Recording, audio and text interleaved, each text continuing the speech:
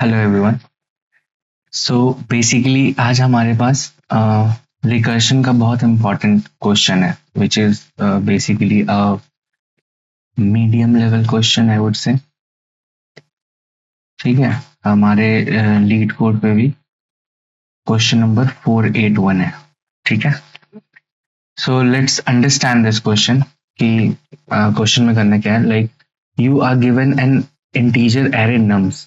ठीक है, two players are playing a game with this array, player 1 and player 2. Player 1 and player 2 take turns with player 1 starting first. ठीक है, player 1 is starting first. Both players start the game with the score of 0. At each turn, the player takes one of the numbers from either end of the arrays, that is num0 or the last element of the array, which reduces the size of the array by 1. Okay, if player 1 is taking the first element, so it is reducing from first, like the left part, and if it is taking the last part, then it is reducing from the last part, right? All right, the player adds the chosen number to their score. Okay, the game ends when there are no more elements in the array. Return true if player 1 can win the game. If the score of both players are equal, then player 1 is still the winner. And you should also return true. You may assume the both players are playing optimally. ठीक है, तो basically इस question में है क्या कि suppose करते हैं कि हमारे पास एक एरे है जिसमें कि 1, 5 और 2 ये बेसिकली स्कोर्स हैं। ठीक है, दो प्लेयर हैं, प्लेयर 1 और प्लेयर 2। अब है क्या कि दोनों प्लेयर जो हैं ऑप्टिमली खेलेंगे, मतलब कि जीतने के लिए ही खेलेंगे। ठीक है, तो जो ऑप्टिमल सॉल्यूशन होगा हमेशा उसी को चूज करेंगे। करेक्ट। तो इस प्रॉब्लम को सॉल्व कैसे करेंगे? जो बेसिकली दो अप्रोचेज हैं इस प्रॉब्लम को सॉल्व करने के लिए। एक तो है रिकर्शन और एक आ जाता है डीपी, जिसमें कि हम मेमोराइजेशन करके थोड़ा ऑप्टिमाइज करते हैं। ठीक है, बट अभी फिलहाल के लिए we are going to discuss only about the recursion part. ठीक है, we are not discussing about the DP memorization. तो इवन इफ यूजिंग रिकर्शन हम इस प्रॉब्लम को कैसे सॉल्व करेंगे? तो इस प्रॉब्लम में अभी एरे में बेसिकली 3 एलिमेंट्स हैं। ठीक है, या तो लेफ्ट पार्ट से लिया जा सकता है विच इज आई, एंड या तो राइट पार्ट से लिया जा सकता है which is J, which I am expecting currently. ठीक है, तो सपोज करते हैं कि इसको अगर हम सिंपलर फॉर्म में तोड़ेंगे, लाइक इससे छोटे फॉर्म में, हमेशा अगर मान लो ये एक्सपेक्टेशन है तो इसको अगर हम छोटे फॉर्म में तोड़ेंगे तो सपोज करते हैं कि हमारे एरे में ना सिर्फ दो ही एलिमेंट्स हैं, 1 and 5। ठीक है, this is I and this is J. अब इस पर्टिकुलर केस में हमें P1 हमेशा शुरू करेगा, तो P1 शुरू करेगा तो P1 इधर 1 ले सकता है, इधर 5 ले सकता है। करेक्ट है, तो इधर लेफ्ट लेगा या राइट लेगा। ओके, अगर प्लेयर 1 लेफ्ट लेता है विच इज 1, तो प्लेयर 2 के लिए जो ऑप्शन बच जाएगा, क्योंकि हम हमेशा एरे को उस साइड से छोटा कर रहे हैं जिस साइड से सिलेक्शन हो रही है। करेक्ट, तो मान लो प्लेयर 1 ने आई लिया तो आई प्लस प्लस हो गया, जे सेम रहा। करेक्ट, इस केस में तो यहां पे बच क्या गया, हमारे पास सिर्फ 5 बच गया। तो प्लेयर 2 ने 5 लिया। अब हम ये फाइंड आउट कैसे करेंगे कि हमारा प्लेयर 1 जीता या नहीं? सिंपल है, कुछ नहीं करेंगे। प्लेयर 1 का स्कोर था 1, प्लेयर 2 का स्कोर था 5। तो अगर प्लेयर 2 ने 5 लिया और प्लेयर 1 ने 1 लिया था, दोनों को माइनस करेंगे, इसका डिफरेंस आ जाएगा, इसका डिफरेंस आया बेसिकली -4, राइट। -4 आया, इसका मतलब कि P1 का जो डिफरेंस है वो माइनस में आया। बेसिकली P1 अगर 1 लेता है, P1 अगर लेफ्ट एलिमेंट लेता है, उस केस में भी जो डिफरेंस आएगा वो -4 आएगा P1 के लिए। इसका मतलब है कि P1 is losing the game with -4 points. Simple. अगर P1 राइट लेता है विच इज 5, तो P2 के पास क्या बच जाएगा? सिर्फ I ऐसा ही रह जाएगा, J माइनस माइनस हो जाएगा, विच इज P2 के पास बच गया सिर्फ 1। तो इस केस में 5 - 1 विच इज 4, तो ये ट्रू है, मतलब कि इस केस में P1 जीत गया। तो अगर दोनों का मैक्स करें, बेसिकली जो ऑप्टिमल सॉल्यूशन होगा -4 एंड 4, तो इससे हमारे पास 4 आ जाएगा, जिससे हमें पता चल गया कि हमारे P1 के लिए दूसरे वाले केस में 4 आ रहा है, मतलब दूसरे वाले केस में हमारा P1 जीत रहा है। तो P1 जीत रहा है, इट मीन्स कि जो भी प्रोबेबिलिटी है उसके 1 लेने की या उसके लेफ्ट लेने की या उसके राइट लेने की, किसी ना किसी एक प्रोबेबिलिटी में हमारा P1 जीत रहा है। सिंपल है, राइट। यही अप्रोच को बस हम रिकर्शन में सेट कर देंगे और कुछ नहीं। हमें ये पता चल जाएगा कि हमारा P1 जीत रहा है कि नहीं। अब यही सेम अगर हम 3 एलिमेंट्स के साथ करें, 1 5 2 के साथ, तो इस केस में भी हमारे पास दो ऑप्शंस होंगे, लेफ्ट एंड राइट, राइट। तो 1 5 2 के केस में देखते हैं, ये रहा लेफ्ट वाला पार्ट, ठीक है। This is called, basically this is stack.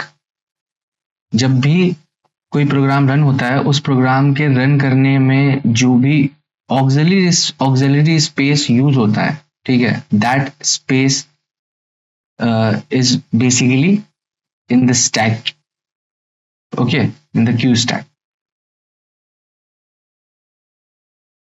इसको क्या कहते हैं?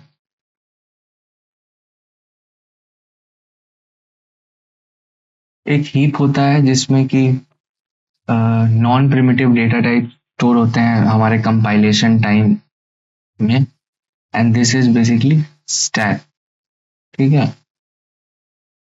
Call stack, this is called call stack.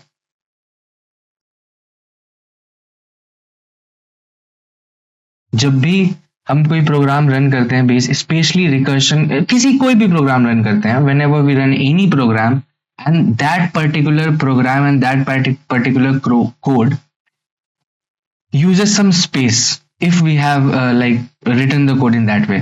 So whatever the space is going to be used by our program, if that is a primitive data type of space, then it is going to be stored in our call stack, basically in stack,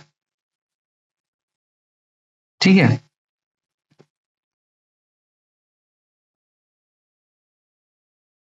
तो अब इसमें देखते हैं कि हमारे पास basically क्या scene था, कि हमारे पास एक एरे था विच वॉज 1 5 एंड 2, और हमारे पास दो केसेस हैं, लेफ्ट एंड राइट।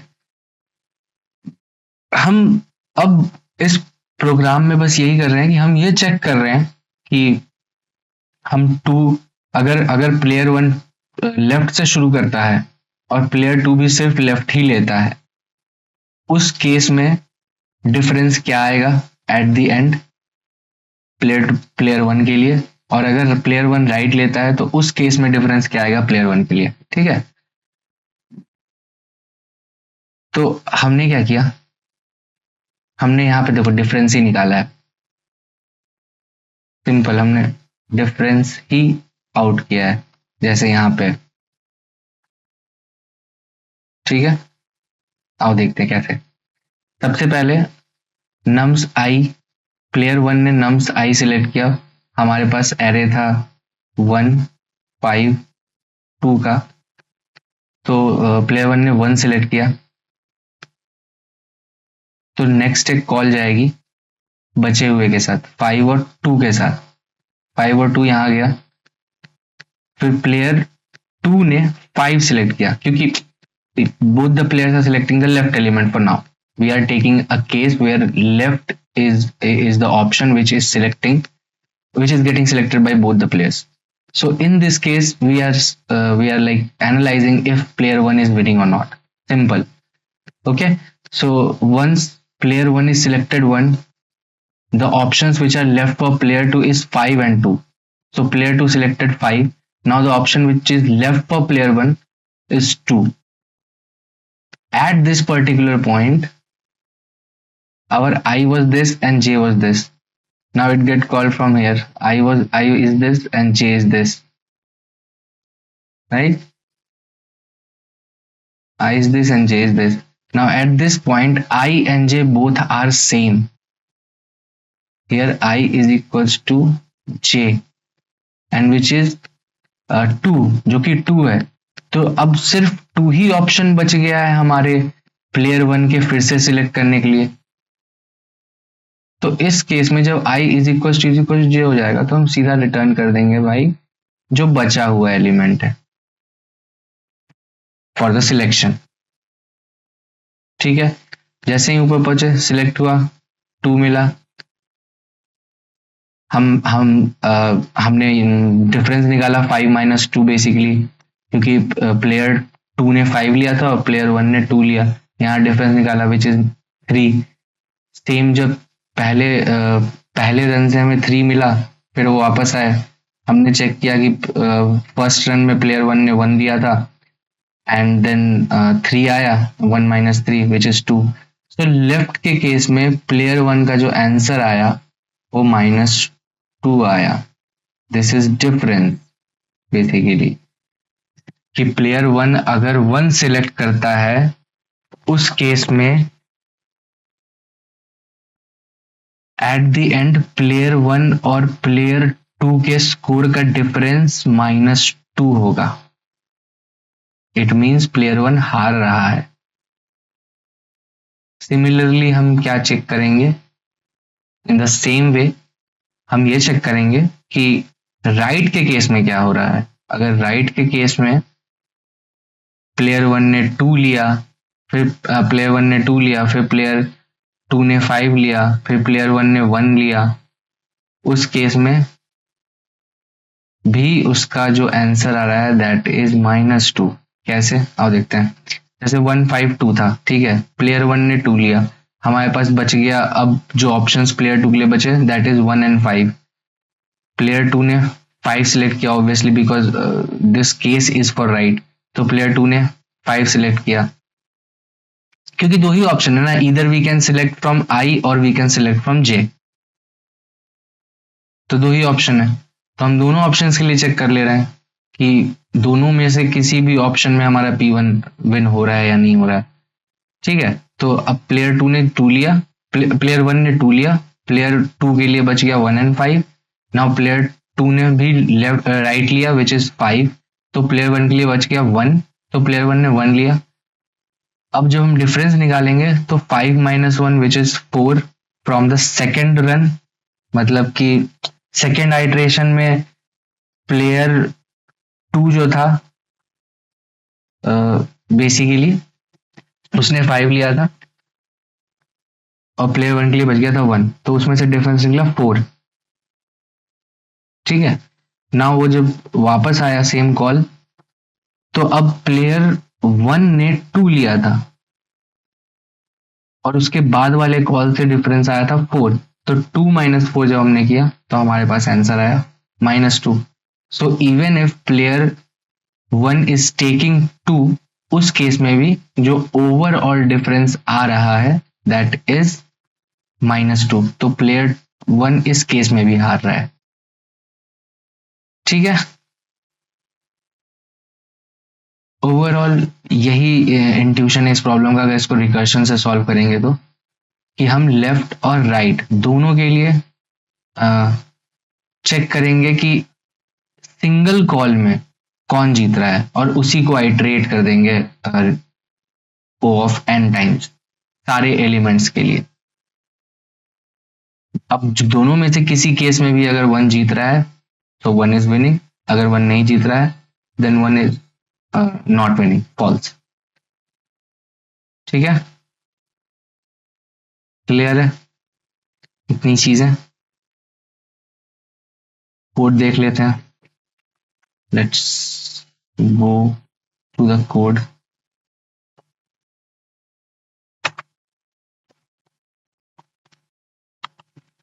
यहाँ है, सबसे पहले हमने क्या किया, हमने एक बेसिकली एक फंक्शन बनाया which is a helper function. ठीक है, हेल्पर फंक्शन क्या लेगा, बेसिकली हमारा एरे लेगा। ठीक है, और हमारा लेफ्ट पार्ट लेगा, हमारा राइट पार्ट लेगा, which is left index and which is right index. ठीक है, सपोज ये हमारा मेन फंक्शन है प्रिडिक्ट द विनर। इससे हम क्या, इससे बस हम अपना रिकर्शन फंक्शन कॉल करेंगे। So here return helper nums comma 0 comma nums dot length -1 if greater than is equal to 0। इसका क्या मतलब हुआ, इसका मतलब हुआ कि अगर इस फंक्शन से कोई भी पॉजिटिव नंबर आता है, इसका मतलब है कि P1 जीत रहा है, so return true. If the return number max, basically if the returned number from both left and right is greater than 0, it means return true, else return false। Okay, तो हेल्पर फंक्शन में हम क्या करेंगे, सबसे पहले हम अपना base case लिखते हैं कि if I is equal to J, इस केस में रिटर्न कर दो नम्स ऑफ आई, क्योंकि किसी एक एंड पे जाके आई और जे सेम हो जाएगा। तो जब आई और जे सेम हो जाएगा तो जो बचा हुआ ऑप्शन है वही सिलेक्ट होगा ऑब्वियसली, राइट? तो डू दैट नाउ। केसेस क्या है, केसेस है पहला लेफ्ट केस, तो INT left is equals to, अब P1 जो है लेफ्ट पार्ट सिलेक्ट कर रहा है, मतलब आई सिलेक्ट कर रहा है। ठीक है, so here nums I, P1 ने सिलेक्ट किया माइनस हेल्पर नम कॉमा आई प्लस 1 जे। यहाँ पे क्या हो रहा है, यहाँ पे हो रहा है कि P1 ने नम साइज सिलेक्ट किया, मतलब कि लेफ्ट पार्ट सिलेक्ट किया, और लेफ्ट पार्ट सिलेक्ट करने के बाद हम उसमें से माइनस कर रहे हैं जो भी P2, मतलब बेसिकली P2 जो सिलेक्ट करेगा, क्योंकि अब उसके पास ऑप्शंस कम हो गए। लेफ्ट पार्ट सिलेक्ट हुआ, आफ्टर दैट बचा हुआ लेफ्ट पार्ट से इंक्रीज कर दिया हमने, i+1 कर दिया, एनजे कर दिया, तो बचा हुआ पार्ट उसके पास अब होगा। अगर हम 1 5 2 का एग्जांपल ले तो उसके पास होगा अब 5 and 2, राइट? क्योंकि 1 तो सिलेक्ट हो गया, तो अब 5 and 2 के लिए सिलेक्ट होगा। फिर से यहाँ पे कॉल आएगी, प्लेयर 2 5 सिलेक्ट करेगा और बचा हुआ प्लेयर 1 के लिए फिर से आइटरेशन में जाएगा। इससे हमें ये पता चल जाएगा कि लेफ्ट पार्ट सिलेक्ट करने पे प्लेयर 1 जीत रहा है या नहीं। Similarly second case, right part is equals to nums J minus helper, nums array भेज दिया, आई वैसा ही रहेगा, जे -1 हो जाएगा, पीछे से माइनस हो जाएगा। तो हम ये भी देख लेंगे कि राइट के केस में अगर अगर हमारा प्लेयर 1 सबसे पहले राइट सिलेक्ट कर रहा है, मतलब कि 2 सिलेक्ट कर रहा है तो जीत रहा है या नहीं जीत रहा है, मतलब कि उसको पॉजिटिव में रिटर्न आ रहा है या निगेटिव में रिटर्न आ रहा है, राइट। और एट लास्ट हम रिटर्न कर देंगे math dot max left comma right.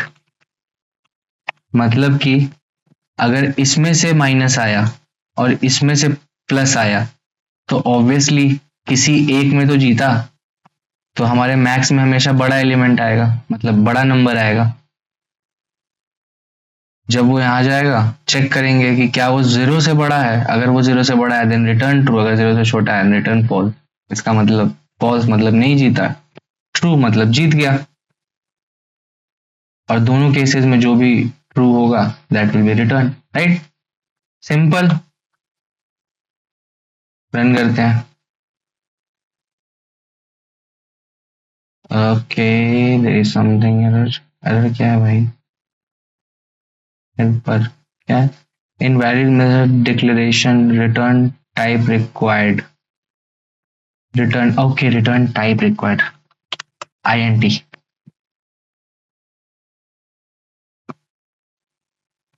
ठीक है, पास हो गया। Let's submit the code. Submit, done. इसकी टाइम कॉम्प्लेक्सिटी क्या हो जाएगी?